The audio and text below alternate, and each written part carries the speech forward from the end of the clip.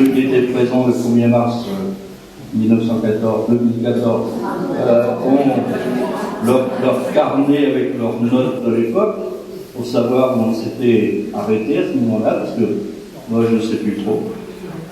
Alors avant d'évoquer un petit peu d'autres thèmes par rapport à ceux qu'on avait évoqués l'année dernière, je voudrais quand même vous rappeler que nous sommes en 2015, donc il y a en particulier 2 rues de Dreux qui ont été nommées à partir d'événements de l'année 1915. La rue du Bois-Sabot, le Bois-Sabot ça se trouve en Champagne, du côté de Soins, Perth et Hurlu, pour situer un petit peu. Et puis on a aussi la rue des Éparges. Les Éparges, c'est pas seulement comme Verdun 1916. Aux Éparges, le 301e régiment d'infanterie, donc qui est la réserve du 101e régiment de Rouet, arrive en mois de septembre 1914 aux Éparges et il va y rester jusqu'en avril 1915, où ils ont grignoté les régiments qui sont présents aux Éparges, grignoté, pratiquement conquis la crête des Éparges.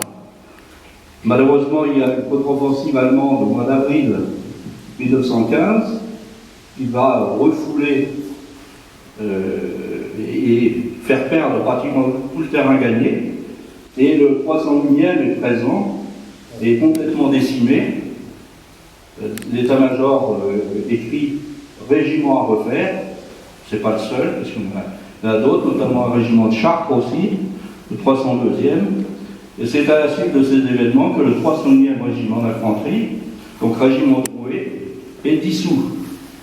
Ce qui va provoquer pas mal de polémiques, notamment des courriers qui sont envoyés par des poilus du 301e à Maurice Violette, plus en tant que député qu'en tant que maire, et on a des envois de lettres de la part de Maurice Violette au ministre de la Guerre pour lui demander des explications sur cette dissolution du 301e. Donc le ministre finit par répondre que ce n'est pas du tout lié au comportement des soldats du 301e aux Éparges, mais que c'est dû à une réorganisation de l'ensemble de l'armée française. Voilà, donc vous avez 2 rues à Dreux qui correspondent exactement au centenaire de la guerre. Donc maintenant, on va poursuivre, si vous voulez, ce qu'on avait commencé un petit peu l'an dernier, c'est-à-dire une évocation un petit peu thématique, on va dire, de ce qui se passe à Dreux et dans le Drouet. Pendant la guerre de 14, on a évoqué notamment les problèmes alimentaires l'année dernière. Donc cette fois-ci, on va, pour cette première partie, donc s'intéresser à ce qui est, donc tout ce qui est un peu l'énergie en fait.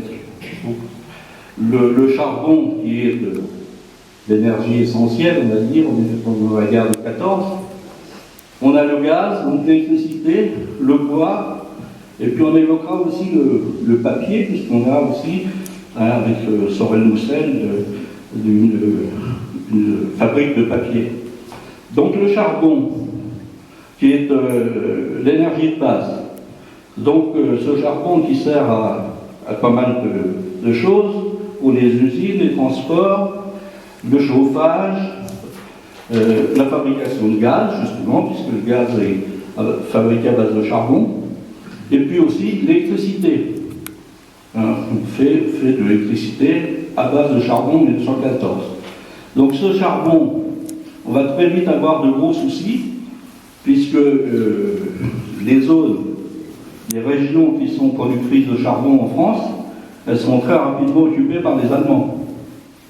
Tout le quart nord-est, alors il nous reste un peu de charbon, un peu dans d'autres régions, comme le Massif central par exemple. Enfin, on a 40 à 50% de nos ressources en charbon qui disparaissent.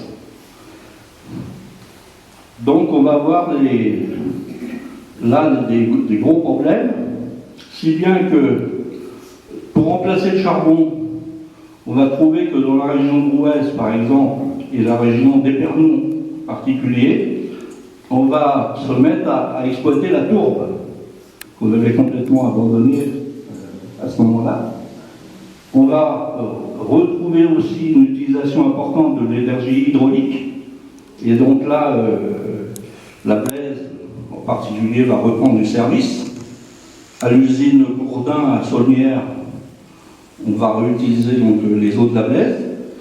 Et puis, on va utiliser les eaux de l'Arbre, notamment à Saint-Rémy, et dans les usines textiles. Donc l'approvisionnement en charbon va être